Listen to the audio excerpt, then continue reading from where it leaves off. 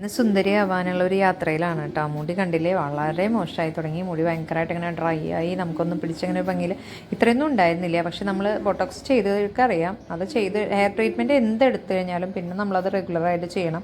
ഇപ്പോൾ thread ചെയ്യാതിരുന്നിട്ട് thread ചെയ്യണമെന്ന് പറയുന്ന പോലെയാണ്. നമ്മൾ ത്രെഡ് ചെയ്യാതിരുന്ന് കഴിഞ്ഞ് കഴിഞ്ഞാൽ ഫസ്റ്റ് നമുക്ക് അത്ര ബുദ്ധിമുട്ട് തോന്നില്ല. പക്ഷേ ഒരു പ്രാവശ്യം ത്രെഡ് ചെയ്ത് കഴിഞ്ഞാൽ കുറച്ച് വളരുമ്പോൾ തോന്നും, അയ്യോ അത് എന്തായാലും ചെയ്തേ പറ്റൂ, നമ്മുടെ മുഖത്തിന് എന്തോ ഒരു ക്ഷീണം അല്ലെങ്കിൽ ഭംഗി കുറവൊക്കെ തോന്നും.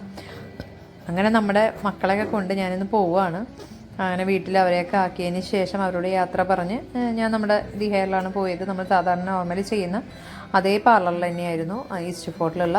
അവിടെ പോയി ഹെയറൊക്കെ ട്രീറ്റ് ചെയ്ത് കുറേ നേരം അവിടെ സ്പെൻഡ് ചെയ്തു കേട്ടോ. ഞാൻ തിരിച്ചെത്തുമ്പോൾ ഒരു 5:30 ആയി വീട്ടിലോട്ട് തിരിച്ചെത്തുമ്പോൾ. ഇപ്പോൾ രാവിലെ ഒരു 9 മണിയോ അല്ല 10 മണിയൊക്കെ ആയിട്ടുണ്ട്. ഞാൻ വീട്ടിൽ നിന്ന് ഇറങ്ങുമ്പോഴാണ് 9 മണി. തിരിച്ചിവിടെ എത്തി മുടിയൊക്കെ നോക്കിയപ്പോൾ കണ്ടില്ല, ഇതാണ് പോലെ മുടിയൊക്കെ ഉണ്ടായിരുന്നു. അപ്പോൾ അതൊക്കെ കഴിഞ്ഞ് എന്നാൽ പിന്നെ ഒന്ന് കട്ട് ചെയ്യാമെന്ന് വിചാരിച്ചു. എന്നിട്ടാണ് മുടിയൊക്കെ കട്ട് ചെയ്ത് കളഞ്ഞതിന് ശേഷമാണ് മുടിയൊക്കെ വാഷ് ചെയ്ത്. ഇപ്പോൾ നമുക്ക് തോന്നും ഇങ്ങനെ ഒന്ന് കിടക്കുമ്പോൾ നമ്മുടെ മൈൻഡൊക്കെ റിലാക്സ് ആണ് അല്ലേ, നമ്മളെ കഴിച്ചു തരാനും അല്ലെങ്കിൽ നമ്മുടെ കാര്യങ്ങൾ ചെയ്യാനും നമ്മളോട് സംസാരിക്കാനും കുറച്ച് നേരം നമ്മൾ നമുക്ക് വേണ്ടിയിട്ട് മാറ്റി വെച്ചെന്ന് തോന്നുമ്പോൾ നമ്മളറിയാതെ ഓട്ടോമാറ്റിക്കായിട്ട് നമ്മൾ സാറ്റിസ്ഫൈഡ് ആയിരിക്കും. അത് എന്ത് കാര്യവും, ചെറിയൊരു നെയിൽ പോളിഷ് ആണെങ്കിൽ പോലും ഇപ്പോൾ നമ്മൾ അതിനെപ്പറ്റി ഒന്നും ചിന്തിക്കേണ്ടാവില്ല. ഒരുവിധം ഒരു ഒരു ടീനേജുകാരായിട്ടുള്ള ഒരു പ്രായം നമ്മുടെ ആലോചിച്ച് നോക്കുമോ, നമ്മൾ നമ്മുടെ കാല് ശ്രദ്ധിക്കും, കൈ ശ്രദ്ധിക്കും. ഞാൻ ഒരുപാട് ശ്രദ്ധിച്ചിരുന്ന കാര്യങ്ങളാണ് കാലും കൈയൊക്കെ. എനിക്ക് അത്രയ്ക്ക് ഇഷ്ടമുള്ള സാധനങ്ങളായിരുന്നു. അപ്പോൾ എൻ്റെ സിസ്റ്റേഴ്സൊക്കെ പറയാറുണ്ട്, അവരൊക്കെ പറയും, കസിൻ സിസ്റ്റേഴ്സൊക്കെ പറയും, ചേച്ചിക്ക് എപ്പോഴും അതാണ് വിചാരമുള്ള, കാലൊക്കെ എപ്പോഴും ശ്രദ്ധിക്കുക, അങ്ങനെയുള്ള കാര്യങ്ങളാണ്. പക്ഷേ ശരിയാണ്, എനിക്കത് ഇപ്പോഴും ഇഷ്ടമാണ്. പക്ഷേ അങ്ങനെ ചെയ്യാത്ത ഒരുപാട് കുട്ടികളെ ഞാൻ കാണുന്നുണ്ട്. കാരണം അവരവരുടെ കുട്ടികളെ നോക്കിക്കഴിയുമ്പോൾ അവർക്ക് അതിന് സമയം കിട്ടണില്ല, അല്ലെങ്കിൽ അത് ചെയ്യാൻ സമയം കിട്ടണില്ല, അങ്ങനെയൊക്കെയാണ് പറയണത്.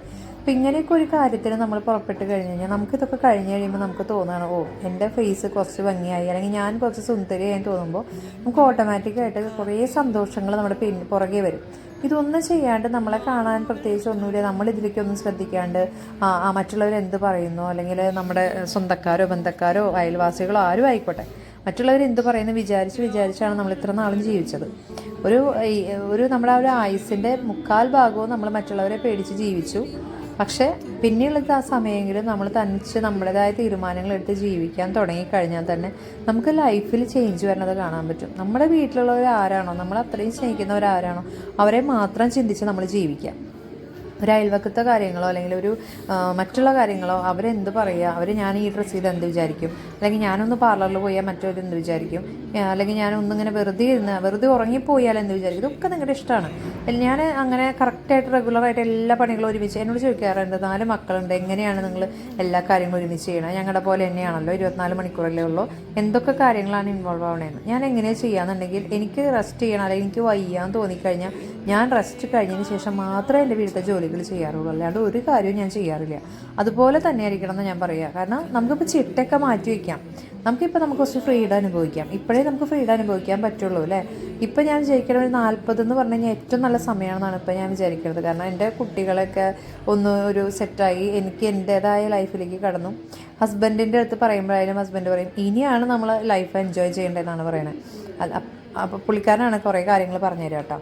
ആളാണ് എൻ്റെ മോട്ടിവേഷൻ മെയിനായിട്ട് തരുന്ന ആളുടെ ഓരോ കാര്യങ്ങളാണ് ഞാൻ എൻ്റെ ലൈഫിലേക്ക് കൊണ്ടുവരുന്നത്.